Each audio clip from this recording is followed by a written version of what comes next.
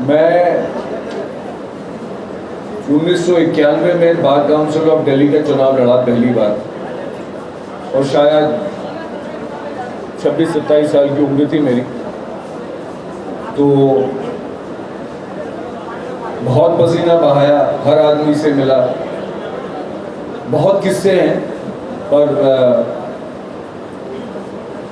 मेरे खड़े होते ही आप लोगों ने जो प्यार और स्नेह मुझे दिखाया तालियां बजाकर, उससे मुझे याद आया कि जब मैं चुनाव का प्रचार कर रहा था तो मैं वेस्टर्न बिट में एक छोटा सा एक कमरा था जहाँ पर लॉयर्स की शायद लाइब्रेरी थी, कैंटीन। तो वहाँ पहुँचा, मैंने उनको कहा कि जी मैं बार काउंसिल का चुनाव लड़ रहा हूँ। तो उन्होंने कहा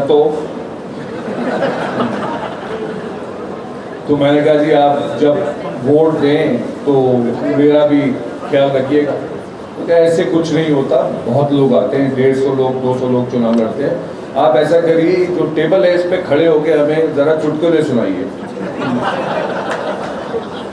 अगर चुटकुले पसंद आए तो वोट मिलेंगे, वरना नहीं मिलेंगे।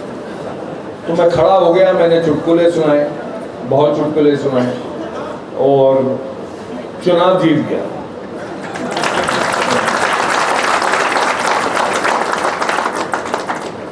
कहने का तात्पर्य ये है कि आपको अच्छा वकील बनना हो, या अच्छा नेता बनना हो, या अच्छा जज बनना हो, एक ही रिक्वायरमेंट है कि आपको ज़मीन से जुड़े रहना चाहिए।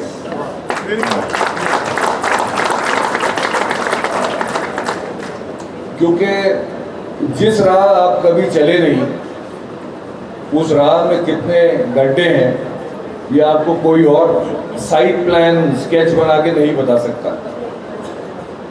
और मैं इसीलिए एक किस्सा सुनाना चाहूँगा, क्योंकि आज हम लोग यहाँ जो एकत्रित हुए हैं वो जस्टिस एस.के. महाजन और बी.डी. कौशिक साहब के लिए हुए हैं। तो मैं एक किस्सा जो है आपको सुनाऊंगा। आप में से जो यंग हैं उन्होंने शायद ये किस्सा नहीं सुना हो पहले। तो गोल कैंटीन में एक ज़माने में मुवक्किलों को आने दिया जाता था। तो जस्टिस एस.के. महाजन सेक्रेटरी थे। वकीलों ने जाके कंप्लेंट करी कि जी देखिए, हम तो लंच में वहाँ जाते हैं गोल कैंटीन में, बैठने की जगह नहीं होती, वहाँ वकील अपने मुवक्किल को लेकर लंच खा रहे होते हैं, तो आप इसका कुछ करिए। तो जस्टिस एस.के. महाजन ने वहाँ पर एक बार नोटिस लगा दिया कि लंच के दौरान सिर्फ वकील गोल कैंटीन में दाखिल हो सकते हैं। तो अगले दिन उस नोटिस के नीचे लिखा हुआ था, मैं एक शब्द नहीं यूज करूंगा, पूरा क्या लिखा था, उसमें लिखा था बिल कौन देगा। तो महाजन साहब और कौशिक साहब दोनों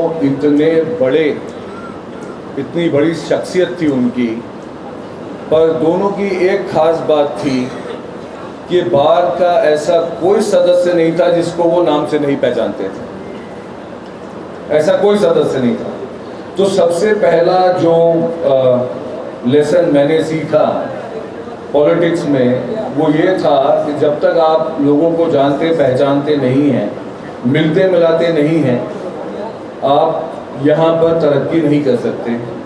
और आपकी जो समझ होनी चाहिए कानून के बारे में, इंसानियत के बारे में, वो नहीं आ सकती। सरला जी मेरे साथ बार काउंसिल ऑफ दिल्ली की सदस्य थी।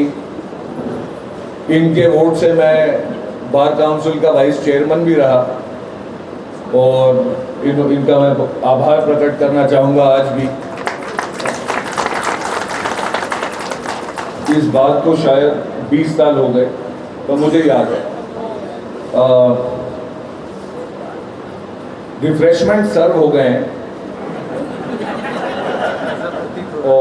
और कोई रोक नहीं है, सुनने में और खाने में कोई अड़चन नहीं है साथ। पर एक चीज़ मैं आपको सबको कहूँगा, और ख़ासकर जो मेरे जवान नौजवान जो जजेस हैं डॉक्टर जैन, नवीन चावला साहब, अमित महाजन साहब और गौरव खान साहब, एक चीज़ मैं कहना चाहूँगा कि कबीरदास जी का एक दोहा है। उन्होंने कहा था, चाह गई चिंता मिटी मनवा बेपरवाह। ये जजों के लिए खासकर बहुत ज़रूरी है। चाह गई चिंता मिटी मनवा बेपरवाह, जिनको कछु न चाहिए वही शहंशाह। तो अगर आप तरक्की करना चाहते हैं, मेरे ख्याल से सलीम साहब ने कहा कि जस्टिस अमित महाजन का बहुत लंबा टेन्योर है, तो मेरी टिप्पणी उस पर ये थी कि अगर आप मुझे इजाज़त दें तो इससे भी लंबा कर दें। पर ज़्यादातर ज़िंदगी में जो आप पर बीतती है, जो आप लोगों को देते हैं, वही आपको मिलता है। तो आप लोगों ने मुझे इतना स्नेह दिया, इतना प्यार दिया, इतनी हौसला अफजाई की कि मैं आपको वही देना चाहूँगा। और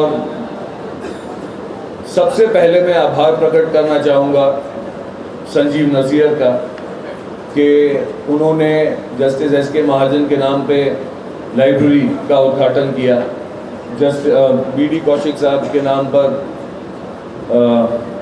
ब्लॉक का उद्घाटन किया, क्योंकि डॉक्टर सुधीर कुमार जैन बी.डी. कौशिक साहब के जूनियर थे। उसके बाद ये जजी की रेस में हमसे आगे निकल गए, बड़े पढ़ाकू थे। पर जजी और ज़िंदगी के बारे में कुछ नहीं पता। रेस बहुत लंबी होती है, कभी कोई आगे निकल जाता है, कभी कोई पीछे रह जाता है। इसके साथ मैं आप सबको सिर्फ एक आश्वासन दे सकता हूँ कि 47 जज दिल्ली हाई कोर्ट में हैं आज, उनकी नियुक्ति हो चुकी है, उन्हें कार्यभार संभाल लिया है। जो बाकी 13 हैं उसमें बार और सर्विस के जितने जजेस हैं जो सज्जन हैं, क्योंकि मेरे हिसाब से अगर जज बनने के लिए एक कोई क्वालिफिकेशन होनी चाहिए तो ये होना चाहिए कि सज्जन है, सबको सुनेगा और सबको सुनने के बाद जितना कानून उसे समझ में आता है उस हिसाब से फैसला देगा। तो जो भी सज्जन हैं उन सबको कंसिडर किया जाएगा जोन में, और उनमें से जो सबसे ज़्यादा लायक होंगे, क्योंकि लायक तो सब हैं, उनमें जो सबसे ज़्यादा लायक होंगे उनकी नियुक्ति की जाएगी। ये मेरा आश्वासन है आपको। कहना तो मैं बहुत कुछ चाहता था, क्योंकि जस्टिस सीकरी ने कहा कि जस्टिस सरीन ने आपको जो संबोधन किया अंग्रेज़ी में किया, जस्टिस सीकरी ने मिक्स्ड में किया और मैं सिर्फ हिंदुस्तानी में कर रहा हूँ। तो वकालत का मुझे एक किस्सा याद आया कि 30 हज़ारी ट्रायल कोर्ट से पहले वकालत क्यों शुरू करनी चाहिए। तो हमारे एक बहुत सीनियर जज थे, बहुत पुराने जज थे, जस्टिस टी.पी.एस. चावला, और वो बीबीसी में वॉर करस्पॉन्डेंट रह चुके थे, तो उनकी बड़ी फर्राटेदार अंग्रेज़ी थी। उन्हें एक मुकदमे में डिफेंडेंट की तरफ से गुड़गांव ले गया कोई, तो वो पहुँचे वहाँ पर तो खूब सारी किताबें लगाई उन्होंने, उसमें हॉल्सबरी लॉज ऑफ इंग्लैंड भी थी और बहुत सारे ऑल इंग्लैंड रिपोर्टर्स भी थे। तो जब वादी के वकील ने अपनी बहस कर दी कि जी मैंने इससे घर खरीदा था, पैसे दे दिए, ये सेल डीड नहीं रजिस्टर करा था, तो इसका मुझे स्टे दीजिए। इतनी सी बहस करी और मुद्दे पे बहस करी। तो चावला साहब खड़े हुए और उन्होंने जज साहब को कहा कि I will take a little longer than that, और उन्होंने अपनी फर्राटेदार अंग्रेज़ी में 5 मिनट कुछ उन्होंने कानून बताया कि कॉमन लॉ कैसे डेवलप हुआ है, इंजंक्शन क्यों दिया जा सकता है, कैसे दिया जा सकता है। तो जज साहब बड़े गौर से सुन रहे थे, ऐसे हाथ रखे अपनी। तो उन्होंने कहा, उनको रोका बोला वकील साहब जरा 1 मिनट ठहरिए। ये जो इंजंक्शन है डिस्क्रिशनरी रिलीफ हो गए। तो चावला साहब ने अपने जो उनको ब्रीफ कर रहे थे उनको देखा, तो कहा जी वो कह रहे हैं कि ये डिस्क्रिशनरी नहीं होती रिलीफ, एब्सोल्युटली, बोला यू टेक द इंटेंशन। तो जिसने इसलिए ट्रायल कोर्ट से जो वकालत शुरू करते हैं वो बहुत दूर तक जाते हैं। मैं इसलिए भी आपको बता सकता हूं क्योंकि मैंने काफ़ी सालों से, पिछले 4 साल से मैं मर्डर अपील सुन रहा हूं, और मर्डर अपील में हमारे पास ट्रायल कोर्ट रिकॉर्ड आता है, सारी एविडेंस आती है। तो आप जब टेस्टिमनी देखते हैं विटनेस की, तो क्रॉस एग्जामिनेशन जब आप पढ़ते हैं, हाँ, तो जो भी पढ़ते हैं आपको ये पता होना चाहिए कि ये जो जवाब दिया है इसका सवाल क्या था, otherwise you can't appreciate the evidence. और वो फन जो है वो सिर्फ ट्रायल कोर्ट में सीखा जा सकता है, सुप्रीम कोर्ट और हाई कोर्ट में नहीं सीखा जा सकता। एक चीज और है, मेरी गुजारिश है कैलाश गहलोत जी से, क्योंकि he is today the tallest leader at the bar, who is no longer at the bar, कि वकीलों के लिए जितनी स्कीम्स आप इंट्रोड्यूस करवा सकें, ये आपका फर्ज है कि ये आपको करना चाहिए, क्योंकि 90% वकील जो दिल्ली में वकालत करने आते हैं उनका कोई सपोर्ट स्ट्रक्चर नहीं है, वो किसी को नहीं जानते, वो आते हैं, वकीलों के साथ अटैचमेंट मिलता है, बड़ी मुश्किल से मिलता है, और गुजारा बहुत दिक्कत से होता है। तो उनके लिए जितनी स्कीम्स हो सकें वो इंट्रोड्यूस करनी चाहिए, इंक्लूडिंग जहाँ पर वो बैठ सकें, जहाँ पर वो लोगों की जिनको मदद की आवश्यकता है, बीमारी में बहुत बुरी हालत होती है वकीलों की, और ये कोविड पैंडेमिक में तो बहुत सारे वकील वकालत छोड़ के दफ्तर बंद करके चले गए। और एक बार मुझे एक वकील का पैंडेमिक के दौरान मैसेज आया कि जी मैं लखनऊ में ई रिक्शा चला रहा। खैर किसी काम में कोई बुराई नहीं है, कोई काम छोटा नहीं होता, पर ये हमारा सपोर्ट सिस्टम होना चाहिए कि किसी भी वकील को या उसके परिवार को ऐसी किसी विपत्ति में किसी और के सामने हाथ ना फैलाना पड़े, अपने ही काम आने चाहिए। कहने को हमेशा की तरह बहुत बहुत कुछ है, और जैसे मैंने कहा चुनाव का माहौल है, मुझे यहाँ आके माइक्रोफोन देखकर ही ऐसा लग रहा है कि मैं चुनाव लड़ रहा हूँ। तो पर आप लोगों का साथ है, आप लोगों का स्नेह है कि जो भी मैं हूँ आज, इस बार ये जो हमारी फैमिली है ना, इसी के मारे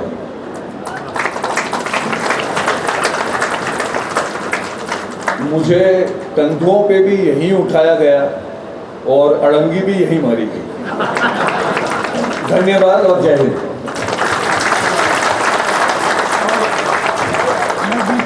बहुत बहुत धन्यवाद सर। मैं बीच में सर इंटरप्ट कर रहा हूँ। मैं तमाम वकीलों के दिल की बात जो कहना चाहते हैं, सारे वकील बैठे हुए, और जस्टिस मृदुल ने कही स्टैंडिंग ऑब्जेक्शन तो बनता है, हम सबके दिल की जोरदार तालियों से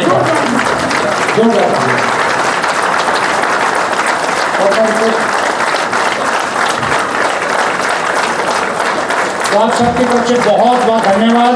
हमारे आए हुए जितने भी मुख्य अतिथि और बाकी अतिथियों का धन्यवाद, आप सबकी तरफ से बहुत बहुत धन्यवाद। जय हिंद, जय भारत।